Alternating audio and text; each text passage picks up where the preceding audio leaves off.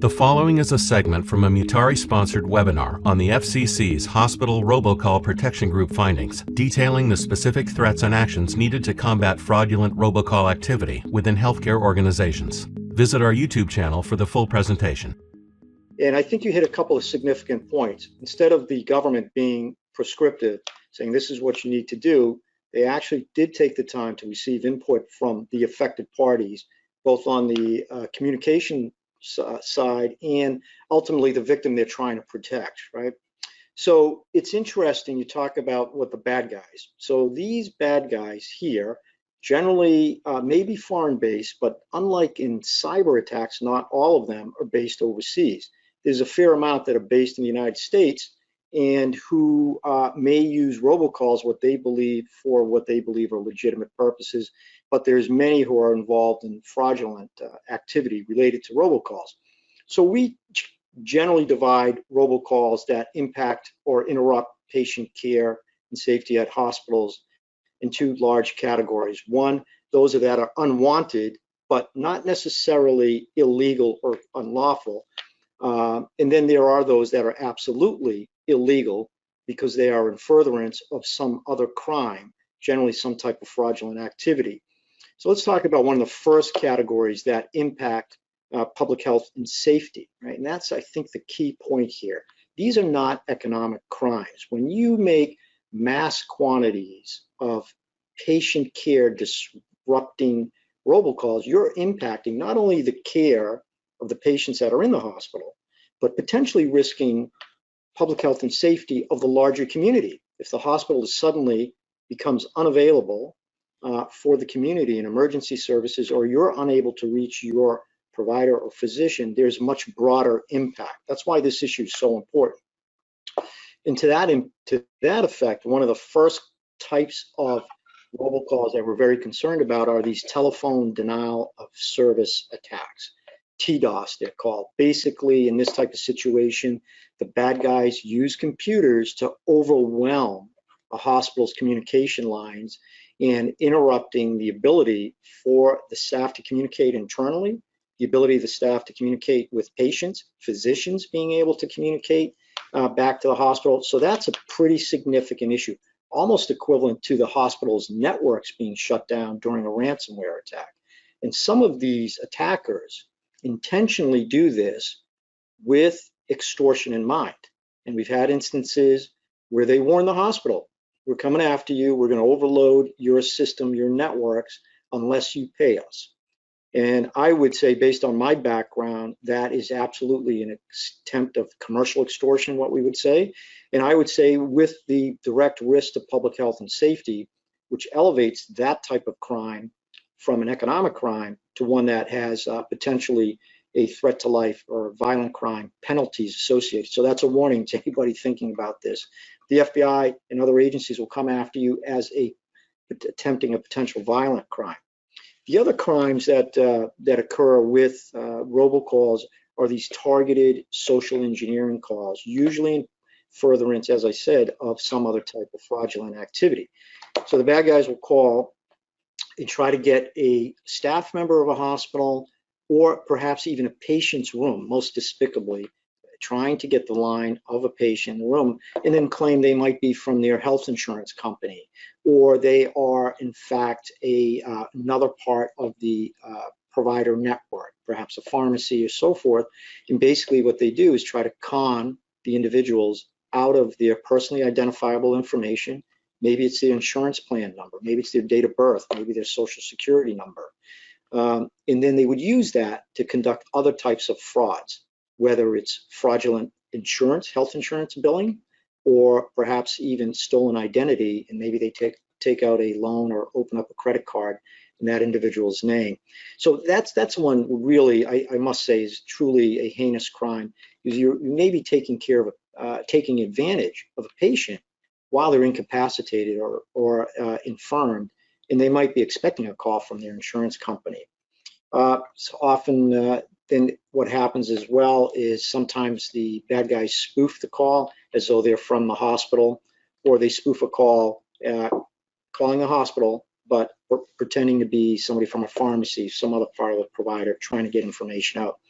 And then in my world, what I see a lot is these callers posing as somebody from tech support, for instance, for the hospital or some other tech company, and saying, hey, we're having an issue, your password might need to be reset. Maybe they've sent that individual a phishing email, which makes a screen appear, and then the bad guys know at that moment to call and say, hey, we're from tech support. We need your username and password to get into the system to reset. So you can imagine, right? If you give that away, the bad guys, those bad guys are mostly foreign based. They now have access potentially to electronic medical records of thousands of people. Huge issues for hospitals to deal with. And again, as I said, some of them are just unwanted calls, right? They're telemarketing services that disrupt patient care, interfere with patient services. So I'll stop there, Rebekah, turn it back to you. Those are the general categories of calls we're focused on.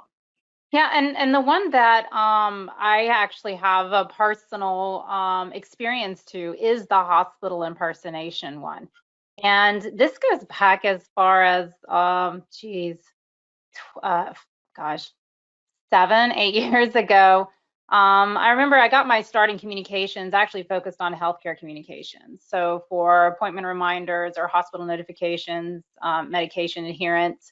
And I remember getting a call from one of our clients saying, we've got to shut down all of our outbound communications. The FBI is here telling us to do that. And I was like, what in the world went on? And as we started to have a conversation around it, I said, well, I looked at your system here and we don't have any active calls going out. And I said, well, apparently someone is calling our patients. And what they had done is they got billing record information, knew how much they knew the patient went to the hospital. They knew how much the patient owed. So they called as though they were from the hospital. Why would a patient not believe that? No. Right. So, and that was the time whenever we were starting to put 2 and 2 together with regards to the data breaches that were occurring. We thought that that was maybe separate from these attacks, but it was no, those data breaches were the feeders for the information. Like you said, on the social engineering side, use that to get in, to get the data. It's a very hush, hush, quiet kind of attack. Nobody's really aware, but the damage isn't done until they start to leverage and use that information. And I know you and I were talking because one of the big data breaches that I remember was with Anthem, and they were actually, the CISO from Anthem was speaking at a healthcare privacy security conference that I was at. And it was just fascinating, the story and the challenges that no matter how big you are, people always think like, oh, well, I'm a big company, I'm a big name, this isn't going to happen to me. So they let their guard down. And that was just during that time of where we had to become much more aware and work together as an entire industry to be able to protect ourselves. And data sharing was a huge part of how do we establish that, to share when these threats are happening. But it's just interesting because it can come in very little, kind of trickle in, but then the damage is so big, not only to the hospital, but to the patients of the organization. Yeah, totally agreed, Rebekah. And what happens is there's layers of fraud, layered crimes. Basically, when they have key critical information about a potential victim, they exploit it to its maximum capability. Just as law enforcement or intelligence agency would take a piece of information and try to analyze it and use it to its fullest extent, bad guys are doing the same thing. So not only do they have your personally identifiable information, maybe to open a credit card, they're going to call you, especially when they have the specifics that lend credibility to the authenticity of the call. That goes a long way. And then say, yeah, we need to, in regard to your payment, we have some new instructions, or we need the collection on here. Insurance company didn't cover it.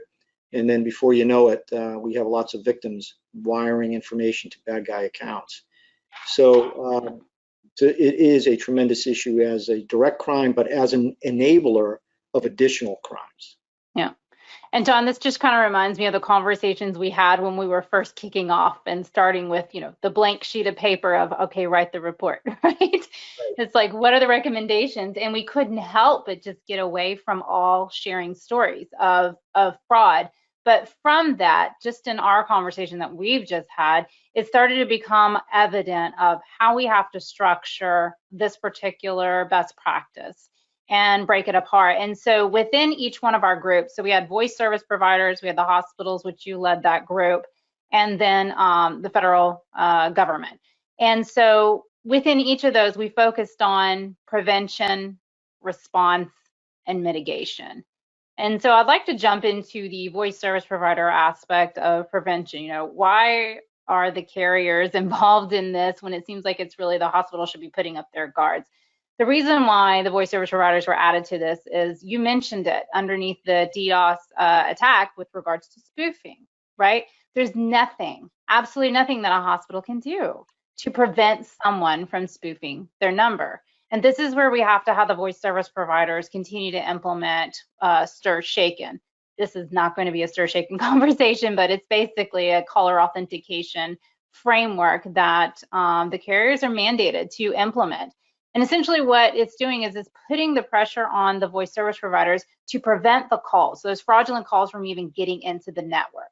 So it's a help to the hospitals if we can put, these are your perimeter, right? This is the perimeter type of defense, but that's outside of the hospital. They can't control the telecommunications network, which is completely anonymous. So when you think about what the voice service providers are doing, really simply put, they're removing anonymity from the voice network. And part of removing anonymity means that you also have to know who you're doing business with. So the carriers are responsible when they are bringing on someone to deliver outbound communications. They have to know who they are. Who are you working with? There are certain standards. And the FTC has already, from the enforcement side, made it kind of clear on what the expectation is. You should definitely listen to the Enforcement Bureau if you're a voice service provider on what the expectation is for how do you identify, you know, who you're doing business with. So they've already been implementing that, and their June 30th is the deadline for submitting a robocall mitigation plan specific to this. So from the hospital's perspective, this is a good step. I'm really, really expecting, at least by next year, on that perimeter side of preventing fraudulent calls from entering the network, we should be seeing a decline. But that just means that there's probably going to be some other strategies that the bad guys are going to use to try to get around. So it doesn't solve all the problems for the hospitals, but they should be aware that those tactics and strategies are being implemented from the carrier, you know, voice network side.